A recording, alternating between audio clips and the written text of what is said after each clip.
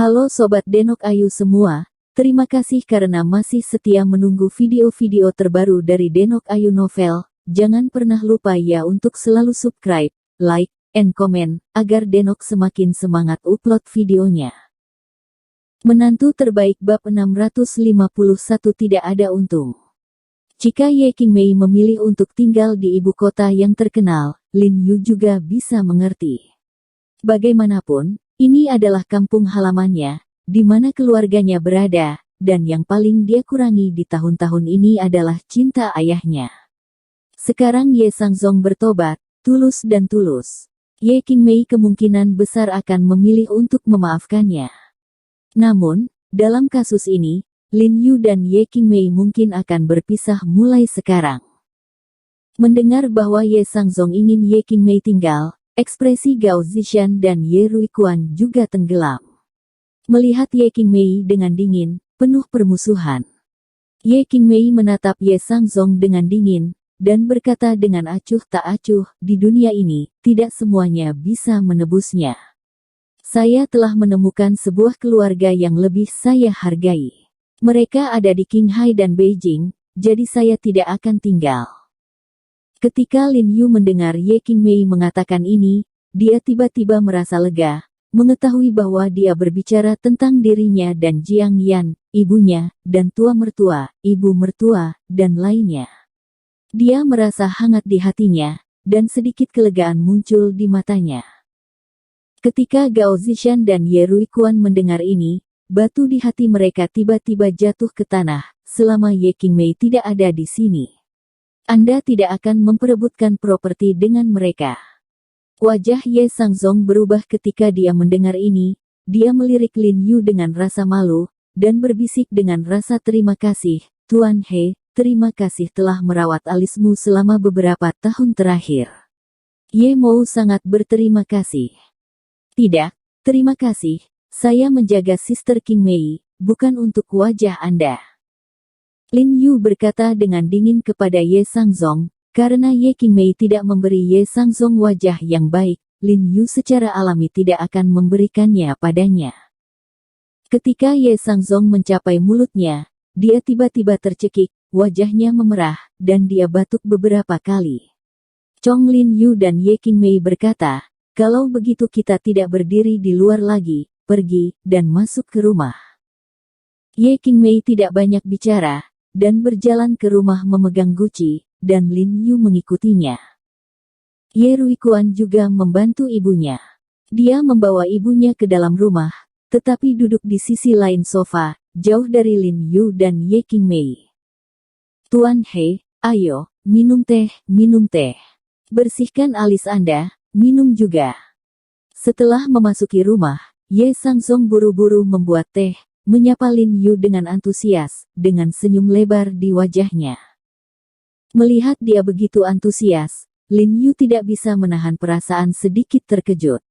Dia memicingkan mata ke Ye Sangzong dan bertanya, Tuan Ye, terakhir kali di Qinghai, saya memaksa Anda untuk berlutut kepada ibu saya dengan alis yang jelas, tidakkah Anda membenciku dalam hati Anda? Setelah mengalami apa yang terjadi terakhir kali, bahkan jika Ye Sangzong tidak membencinya, setidaknya dia tidak akan begitu antusias dengannya. Jadi melihat penampilan Ye Sangzong, Lin Yu merasa ada sesuatu yang tidak normal, dan pasti ada beberapa keraguan di dalam hatinya. Saya tidak tahu apa Ye Sangzong hari ini jenis penyakit apa ini, dan rasanya dia menghormati dirinya sendiri. Mendengar Lin Yu menyebutkan kejadian terakhir, wajah Gao Zishan tiba-tiba tenggelam. Mengapa kamu tidak ingat kebenciannya? Ketika dia ingat darah mengalir di wajahnya ketika adik laki-laki dan paman keduanya menekan kepala mereka ke tanah, dia gatal dan dia tidak bisa menunggu. Lin Yuseng melahap. Tetapi Ye Sangzong tersenyum dan berkata, bagaimana saya bisa membenci Tuan He? Tuan dia benar-benar membantu saya. Karena saya membuat kesalahan, saya secara alami harus menyesali dan meminta maaf kepada ibu saya dengan alis yang jelas. Sayang sekali. Pria itu sudah mati. Ye Sangzong tampak gelap, menundukkan kepalanya, dan tidak bisa membantu tetapi menggelengkan kepalanya dan menghela nafas. Presiden Ye yang berhati batu telah menjadi sangat penyayang dan saleh. Ye Qingmei mencibir, sekarang dia mengambil kesempatan itu, dia secara alami ingin mengejek ayah berwajah manusia dan berhati binatang ini. Jika tidak, bagaimana dia bisa menenangkan bau mulut di hatinya selama bertahun-tahun? Menghadapi sarkasme Ye Qingmei, Ye Sangzong tidak merasa kesal sedikit pun. Dia menundukkan kepalanya dan berkata dengan wajah penuh penyesalan, "Ya, pikirkan sekarang. Dulu aku bajingan. Sekarang, aku tidak bisa memberi kompensasi pada ibumu. Sekarang, ini mungkin penyesalan terbesar dalam hidup saya." Berbicara tentang mata Ye Sangzong yang penuh dengan air mata, dia menggelengkan kepalanya dengan rasa sakit, dan menghela nafas. "Jadi, saya memutuskan bahwa setelah saya mati, saya akan dikuburkan di kuburan yang sama dengan ibumu. Ketika saya sampai di sana, saya akan memberikan yang terbaik.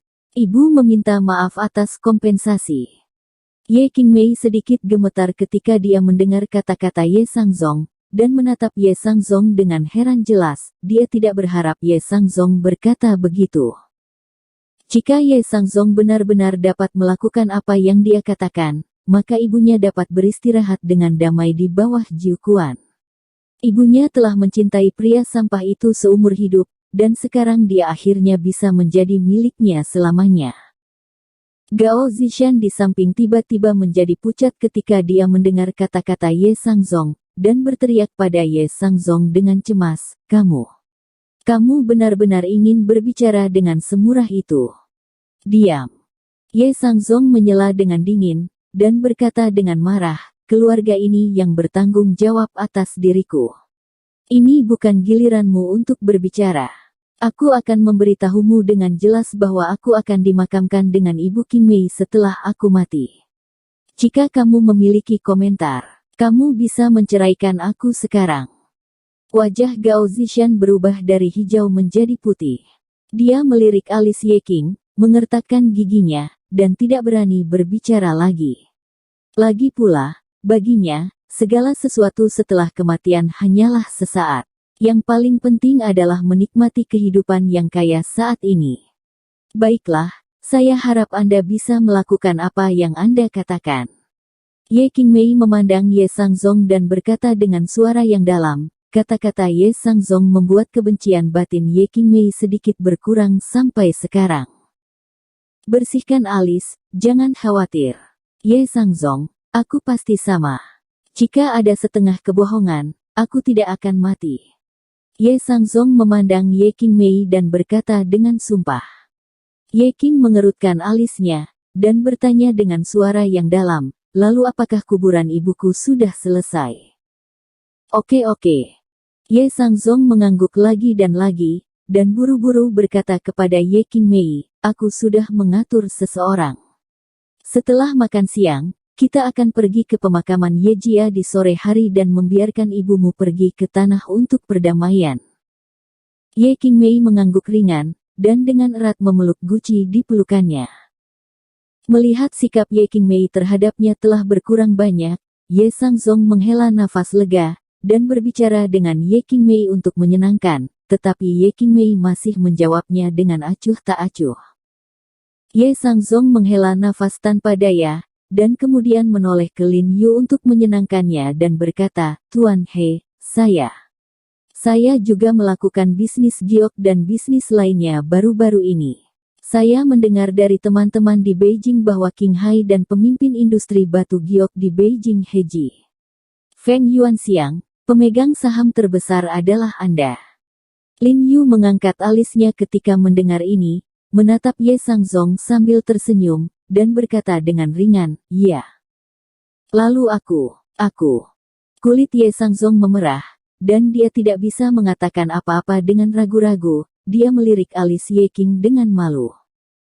"Jika Anda punya sesuatu, Tuan Ye bisa mengatakannya." Lin Yu melirik Ye Sangzong sambil tersenyum. Dia baru saja berpikir bahwa Presiden Ye ini sangat sopan pada dirinya sendiri, dan dia telah menjanjikan Ye Qingmei semua jenis jaminan. Jelas dia punya sesuatu untuk ditanyakan untuk dirinya sendiri. Anak laki-laki tua ini tidak bisa menahannya lagi. Yang ini. Ye Sangzong melirik alis Ye Qing, dan berkata dengan suara rendah, atau mari kita bicara. Jika Anda memiliki sesuatu, katakan saja di sini. Qingmei bukanlah orang luar. Lin Yu memandang Ye Sangzong dan tersenyum tipis, tanpa niat untuk bangun. Ye Sangzong menggaruk kepalanya, ragu-ragu apakah akan berbicara, dan akhirnya tidak bisa menahan diri. Dia takut Lin Yu juga akan meninggalkan Ye Qingmei dengan tergesa-gesa di sore hari. Tanpa kesempatan untuk berbicara dengan Lin Yu, dia harus gigit jari dan berkata, Tuan He.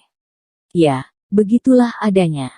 Ketika orang tua kita membagi bisnis keluarga-keluarga Ye menjadi 4 bagian tahun lalu, dia menyimpan 1 bagian, dan pada saat yang sama memberikan salah satu dari 3 saudara kita secara lebih merata. Saya menggunakan orang tua itu untuk membaginya. Jia Chen membuka perusahaan perhiasan.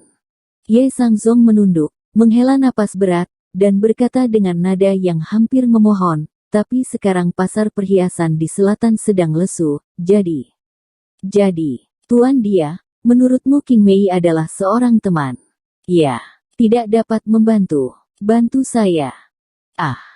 Sebelum Lin Yu dapat berbicara, ekspresi Ye Qingmei di samping tiba-tiba menjadi dingin, dan dia dengan tegas berkata, Oke, Ye Sangzong, kamu benar-benar tidak menguntungkan dan tidak bisa datang lebih awal. Tidak heran kamu terus memanggilku untuk mendapatkanku kembali dan membiarkanku membawa Jiarong. Ternyata pada analisa terakhir, kamu masih ingin menggunakan kondisi ini untuk menukar kepentingan sendiri. Bersihkan alis, dengarkan aku tidak bermaksud begitu. Ye Sangzong panik, jantungnya berdebar-debar, dan wajahnya pucat. Bersambung. Terima kasih sahabat Denok yang sudah mendengarkan video ini. Jangan lupa like, komen, and subscribe ya. Terima kasih.